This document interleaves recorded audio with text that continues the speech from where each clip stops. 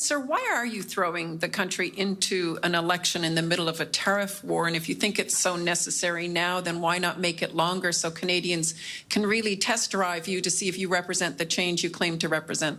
Well, a couple of things, Tonda. First is that we have put in place a tremendous amount of change in the 9 days that I have been Prime Minister. That includes changes to taxes, including the announcement today of a middle-class tax cut. But very importantly, we put in place protections for workers. So we made a commitment right from the start that we would use all revenues from retaliatory tariffs to protect our workers, and we put in place changes to the EI system in order to do that. I note that Mr. Poilievre has taken that money and said he will use it for a tax cut. Doesn't care about workers being in place. We've put in place protections for businesses through this period. We have shown the scale of our ambition in terms of creating what Canadians have asked for, and I've heard this time and time again across this great country. Canadians want one Canadian economy, not 13. They want us to break down those barriers. So we brought together the first ministers, the premiers of the provinces. We hammered out a consensus about achieving that. We're picking up on the model that Nova Scotia and others have put in place.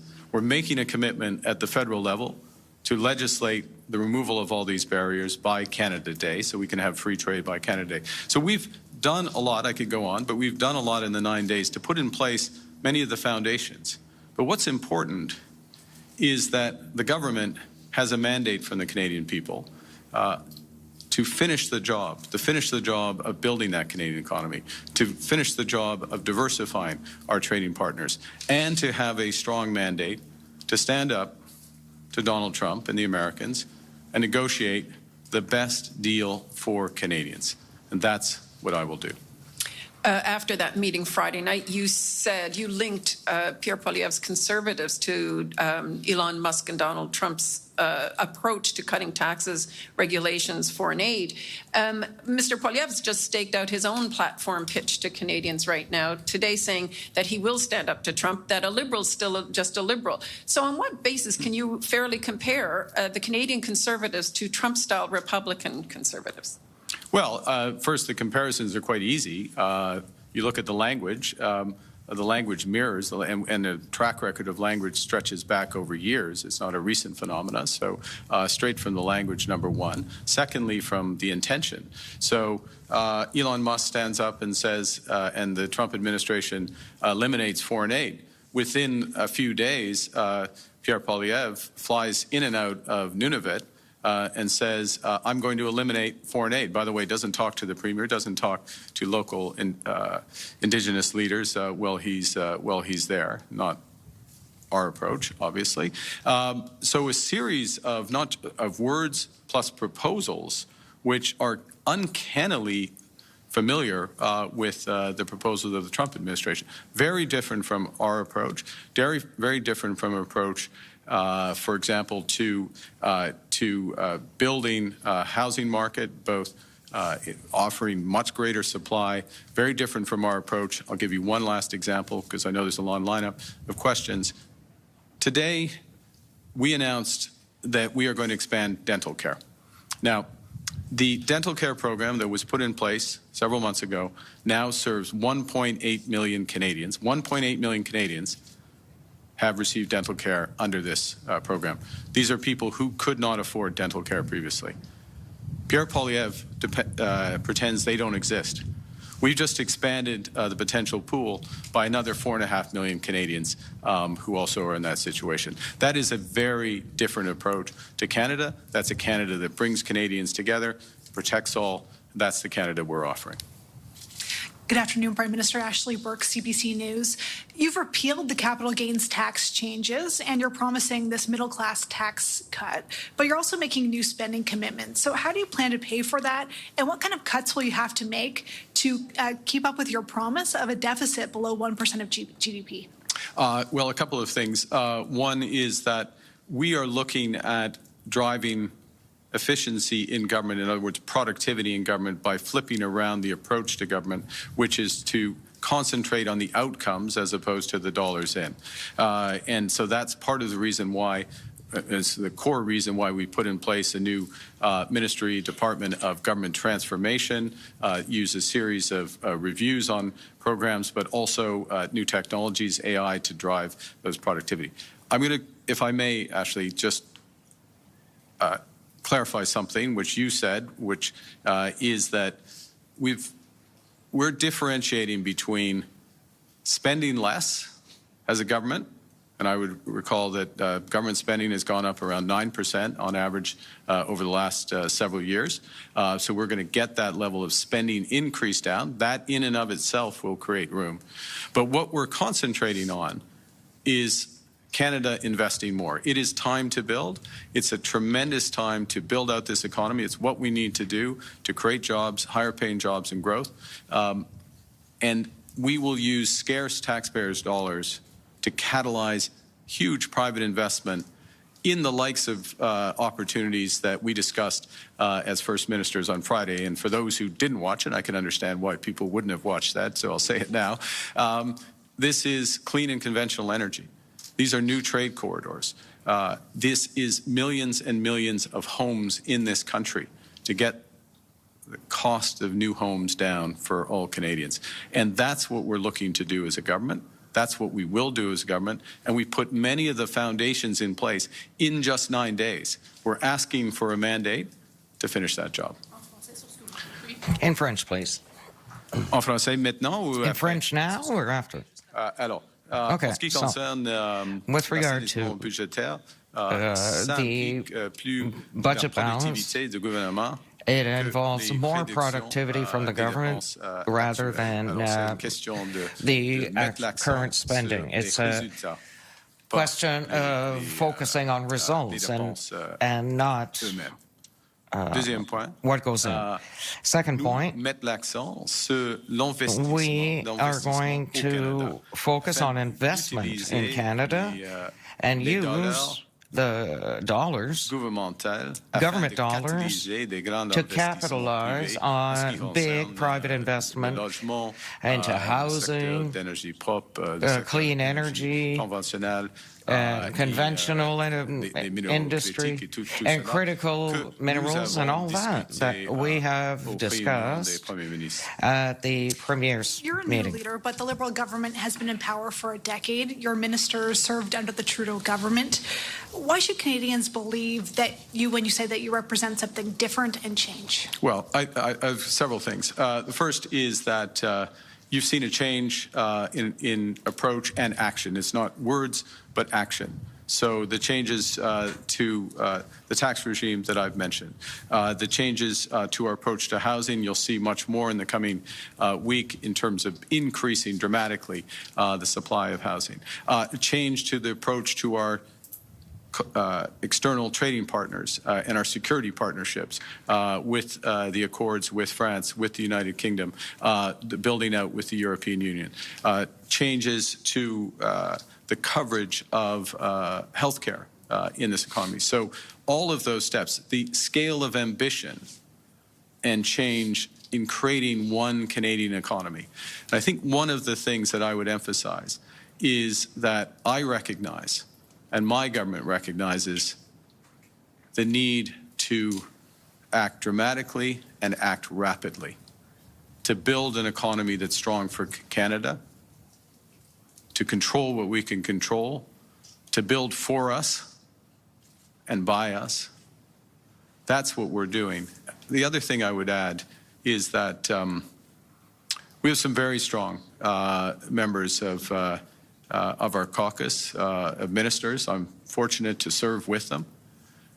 We are recruiting some exceptionally strong candidates across this country. Some have been announced. Many more will be announced in the coming days. This is a renewed government, and the proof is in the action, and the action has been considerable. Thank you. Good afternoon, Mr. Carney. Christopher Nardi from the National Post. So Alberta Premier Danielle Smith recently said that she had asked the United States administration to pause their tariffs during the federal election because they were benefiting Liberals in the polls and hurting Conservatives under Pierre Poilievre. What is your response to those comments, and will you be able to work with the Premier in light of that revelation? Well, my responsibility is to work with all Canadians, with all stakeholders, certainly with the premiers, with national Indigenous organizations, with Labour, with other stakeholders, with everyone. So that's my responsibility. I take that seriously. I was pleased that at the First Minister's meeting we had unanimous consent on our communique, on our objectives. We have to follow through with action for that. With respect to the Premier's comments, I take note of her alignment of Mr. Poilievre with Mr. Trump, and would note that that's one of the decisions that Canadians will have to make, whether they want a government that is unifying, that's standing up for Canada, and is taking focused action to build a better economy, or they want division and Americanism. And that's what Mr. Poilievre seems to be offering, and just endorsed by the Premier of Alberta. In French, on Ms. Smith, please. Oh, mon Dieu. OK. Oh, dear. OK. C'est beaucoup. That's a lot. So, première chose. First thing. Étant Premier ministre, je travaille as Prime Minister, I work with all the groups, all the premiers, les chefs d'Autochtones, and Indigenous leaders, unions, workers, all that, across society, of course. That's my job, and I do it. And there's an example with the consensus that we have agreed upon last Friday at the Premier's meeting. Other point, it seems that the Premier of Alberta is saying that, in fact, Mr. Poilievre and Mr. Trump are the same. That's a choice for Canadians. Canadian Trump, or a government that unites our country, that focuses on action for a strong economy that works for all Canadians. It's not easy, to jump between languages. I have translation During the here. leadership campaign, you promised to, quote, cap immigration until it reached sustainable pre-pandemic levels. Yeah. Pre-pandemic immigration levels were rising. So will you be lowering, maintaining, or increasing current immigration levels? Yeah, this is an important question. So the way I would characterize the situation is that post-COVID, there was a surge in immigration, both in temporary foreign workers, in foreign students, as well as permanent immigration, and we have not lived up have not lived up to the bargain with those people. There's not adequate housing. Not everyone who came here for an education was getting an education that they would expect. And a consequence of that, many other aspects, but a consequence of that is the new caps that have been put in place on much lower levels of immigration, including temporary foreign workers, including foreign students. And those caps, or something similar to those levels, in my judgment, need to remain in place until we've expanded housing. We've reabsorbed the levels of immigration that have happened in our country, and so there's not a predetermined point where one would remove or adjust those caps. Si je peux dire, parce que chaque question est en anglais et en français, because all questions are in English and French, if I can say with regard to what's happening in Quebec, and one aspect of the Quebec nation of immigration is a question of integrating immigrants to the Quebec society, and we need a pace that can work with all of that. Judy Trin with CTV News. C'est pas chaud aujourd'hui, hein? It's not warm out today. Prime Minister Carney, you're a practicing Catholic. You went to church before you visited the Governor General this morning. Do you explicitly support a woman's right to choose? And how will your faith impact your policy deliberations should you win this election? Thank you for the question. I wouldn't have drawn attention to the fact I went to church, but thank you for noting it. I absolutely support a woman's right to choose unreservedly, and will defend it as the Liberal Party has defended it proudly and consistently. I will defend the Charter proudly and consistently, as the Liberal Party does. I would say this: I don't speak about these matters. I think what's relevant, when I say matters, my personal faith or spirituality, but I'll say what's relevant, is that it informs my sense of responsibility and service. I feel, that I should serve our country the best I can. And if I go back to my journey to be standing in front of you here, I did feel at the turn of the year, as the crisis bore down on us and the need for big change, that I should put my hand up and be part of that change. I'm humbled that I was chosen as leader of the Liberal Party. I'm privileged that I have had this time in government, a short time in government. We have made major changes to put Canada in a stronger position, a much stronger position. But much more needs to be done, and that's why I'm standing here in front of you and have asked, and the Governor General has agreed, for us to have this election so that we can make real change, positive change that brings this country together and builds an economy that works for everyone.